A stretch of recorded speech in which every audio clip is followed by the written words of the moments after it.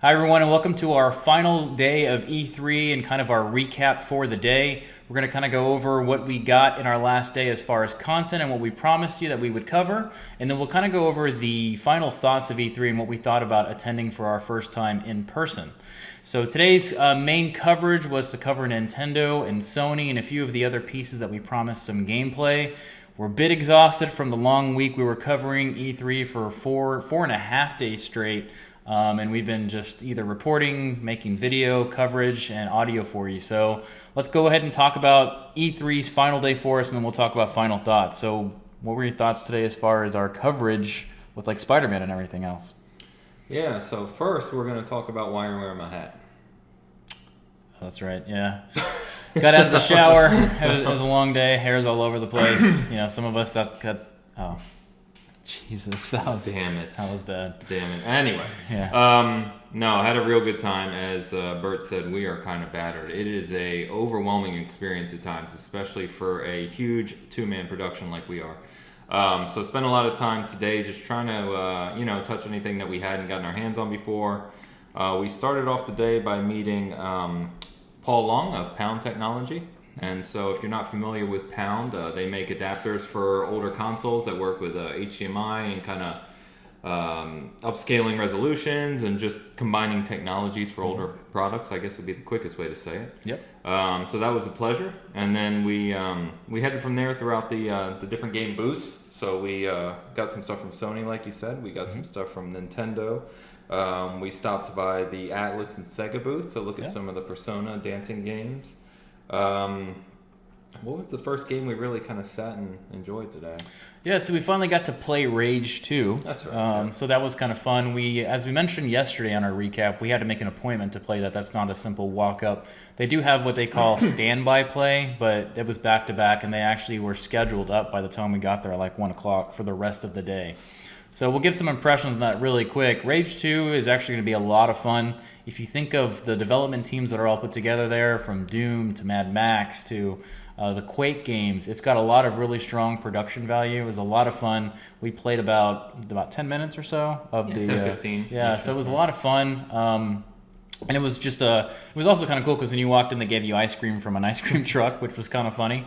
You watched a quick 7-minute video, and then you played for about 10, 15 minutes. So that was a lot of fun. Yeah, I was actually surprised at... so the video kind of showed the whole world, and they mentioned vehicular combat and missions involving vehicles. They mentioned a large open world with different environments. So I think they're really trying to counter everything that Rage 1 got criticized for, which is a linear path. Everything looks brown and dead. Yeah.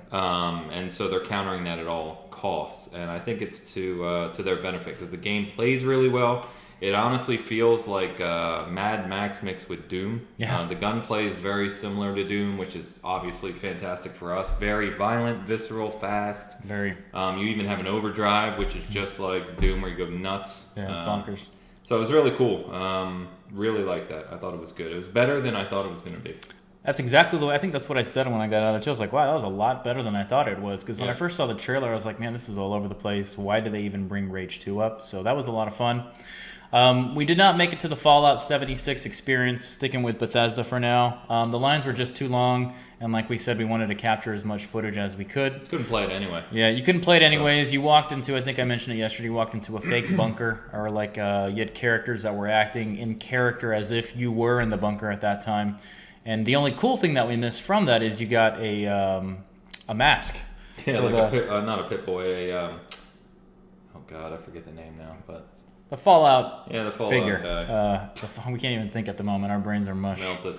Yep. So we spent a little bit more time at the Mixer booth. We did get to watch and play a little bit of Division 2, so we got the little patches that come with that. So that was a lot of fun. Cool. We got to see some of the interviews happening on the Mixer stage. And then we headed back to the South Hall, where we got to see... Before that, we had the appointment with Rebellion. Oh, that's right, Rebellion. Yeah. So we got a behind-the-scenes gameplay session of Strange Brigade with actually the game director. actually sat with us and played co-op with Bert and I. So that was fantastic. It was a good 20 minutes long, probably. It was long. We played the whole first mission before what is potentially a boss appears. Yeah, and, they kind of cut it off. They kind of hint the bosses there. They don't. They didn't want to talk about that though. However, they did allow us direct feed capture from the gameplay session running on an Xbox One X. And we'll be giving you a lot more impressions of that. We're going to put the direct feed footage up on our YouTube channel, but we'll talk more about that in the future. But I enjoyed it. I thought the game, as expected, taking place in like the 1930s, has that aesthetic, and it had a lot of personality. Yep. It a lot of humor, personality. It's going to be a lot of fun in co-op. I think definitely more fun in co-op than it would be by yourself. Right now, I think we both felt it was just a little rough. The frame rate kind of dipped at times. It needs more polish. Needs some fine tuning in general. Yeah, it needs some polish. So, but they're going to be releasing a few months from now, so I think they're in good shape. Yep. So that was a lot of fun. Like I said, that was a private meeting, so that was really cool behind the scenes. And as Ain said, it was with the director, so he was able to answer all questions for us that we had, and a few things he couldn't share with us, but overall kind of shared some fun stuff. So that's good. Really cool team. As I was going with it, we then actually on the way down to South Hall, we ran across Reggie Fish on from Nintendo. Right next to us. Same as Miyamoto, had a staff of about 26 people deep following him. He was in the center. No pictures allowed again. He looked pissed. Yeah, he was not having a good time, apparently. He was walking away from E3. The worst look on his face. Yeah. I was like, man, you don't like E3 too much. Yeah, not having a good day. But so then we head downstairs into the South Hall, and for your information, the biggest booths in the South Hall were Sony and Nintendo by far. The other big media outlets like GameSpot and IGN had massive booths as well, and we saw a bunch of people. We actually saw 5 people from IGN today. Yeah, including Per Schneider. Yeah, and we got pictures with them too, so we'll share those on our video you're watching now and some of our social media stuff. Nicest people. Too. Really great people. Yeah. So, I mean, we may not always agree with IGN content, but we got to respect the people that work in the industry and that write that stuff, and they were as nice as can be. So they talked to us for a couple minutes, actually. Yeah. So they were talking about what they're doing this week and taking vacation and trying to, Comic-Con coming up. So it was just casual conversation. Yeah. Ran into Corey Barlog, so for God of War fans, we ran into him. Also, super nice guy. Yeah, actually, kind of impressed by how nice he was. It didn't make sense to me. Such a big dude in the industry. Sat there and was just having a plain old conversation with us. And we saw him again. Yep. Remember when we were coming back? So, I mean, he was literally just walking around like a fan, having fun, talking with people. I literally just not pulled him aside, but I said, can I get a picture? And we just chatted with him for a couple minutes. Nicest guy on earth. So it was really fun. So we then made it to the Sony side. The biggest stuff going on at Sony was Call of Duty, which we had played earlier in the week. Destiny 2, have plenty of playtime with that already, and there's tons of, this is just simply a DLC expansion, so not a new game. And the big one for Sony at E3 was Spiderman. So we waited in line for quite a bit to play Spiderman. We've got the capture coming up if you have not already seen it on YouTube. Super fun. We had a great time with it. The comparisons to Arkham will probably never die as far as I go. As far as feedback on it, beautiful game. Swinging in the city was good. Traversal combat was pretty good. We had a really great time with it. It was actually one of the best games to wait for because there had to be 50 different stations playing Spider-Man. They had it set up pretty well. You could play for a while too. So they 15-minute demo. Yeah, so they did confirm it's running on PS4 Pro, which is no surprise, right? 15 minutes you had with it, and it was a slice of the city, but you could see the city. If you tried to go outside of certain areas, it would kind of dart you back. But the web slinging is fantastic, and he even does like a lot of the animations from like the from the old cartoon and everything. His voice is on point. I think the voice acting is good. The city feels alive. It does. Combat's good. You obviously can speak more to that because you're a much bigger Arkham player. But the only thing I was disappointed was when you fight. What was the boss? Shocker. Yep. The boss battle was disappointing in my eyes. It was really like dodge, hit a button. It was kind of boring for a Spider-Man game. But anyway, I had a lot of fun with the game. It looks. When you're swinging through the world, you can kind of scan, and there's all these different points, like almost like an open world map, where you can go do different activities. So I think it's going to offer a lot of gameplay. If you want to stop a robbery or stop a getaway car versus the main mission, you can do that anytime you want. The police department calls in, and you can tune into your ear, and then you can kind of decide what you want to do. Yeah, pretty neat. So really cool there. The other cool thing that was going on at the PlayStation booth was they had all their mascots out, and you could take pictures. I've got a whole bunch of Kratos and Atreus, and I got one with Aloy, Ghost of Tsushima, Samurai guy. Ratchet was there. Ratchet. There was a lot of people there, so that was a lot of fun. We got some footage of that too. We spent a bit of time with Smash already. Nintendo just had a bunch of their software playing. The line wrapped around the booth and all the way through the back. So we didn't actually wait to play the stuff that's already out. Surprisingly, Fortnite Switch had a ton of people waiting for that as well. It was able to be downloaded and played in the lobby if you wanted on your own Switch. So we didn't do that. The Pokemon game we already mentioned, that's really not for us. So we didn't really, we got pictures of it. We got pictures of the booth. And Mario Tennis Aces, that's also available on beta already. So no Octopath Traveler to play. Yeah, Octopath Traveler was not available there. For people that are listening on June 14th, the new demo is up. It is free, and the trailer, your save data goes on to the new game as well. There was one game in the South Hall that interested us. It's the new Walking Dead game. They had kind of an interesting experience there. There was a car and zombies walking all the way around it.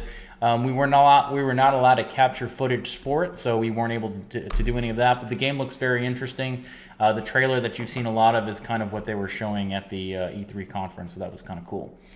Other than that, we had a great time today. As we both said, we're a little bit exhausted from our week, so we're not going to talk too long about our full day there, but we do have some capture as you're watching here and following along. Also, keep a lookout for our capture from the conference in general today. We got a little bit more of it. And then we kind of wanted to close out with just a few of our thoughts on E3 in general and kind of our first one and what we kind of learned from it. Yeah, so I think, we'll get back to our Bitcast format next weekend, and we'll do maybe a whole rundown of E3, our favorite things, awards, all that discussion. But off the cuff, I would say that it has been an absolute blast this week. If you can get out next year, if you didn't make it this year or haven't made it in the past and you can get out next year, definitely do so. We've learned a lot. It is a madhouse. It is crazy. There is far more to do and listen and see than you can actually get to realistically, so you need to plan your time well. But no, I had a blast. It was almost surreal at first because I think I've mentioned before that I've read about E3 and watched E3 and everything for many, many years, and just being on the show floor surrounded by all the games and hype and industry people and running into all the people we ran into. Too many to name actually, with all the pictures we got and everything, was really memorable. So, I like we said, we're kind of wiped. We fly home tomorrow morning. I'm completely beat. My mind's racing. So we'll talk more detail in our next Bitcast. Yeah, and my simple closing things is right now is a great time to be a gamer. I'd say this is probably one of the best E3s as far as software goes in a very long time. We're not really the type of outlet that rates which, developer, game, platform was the best at E3. It was just a big win for gamers in general.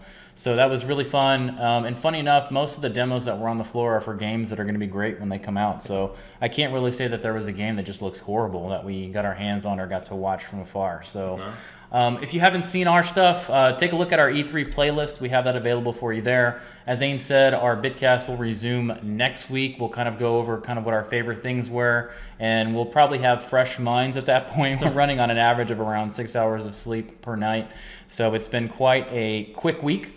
But if you have watched and kept up with us, we really appreciate it, and we'll have some new content for you by next weekend. So thanks for watching, everyone. Thank you.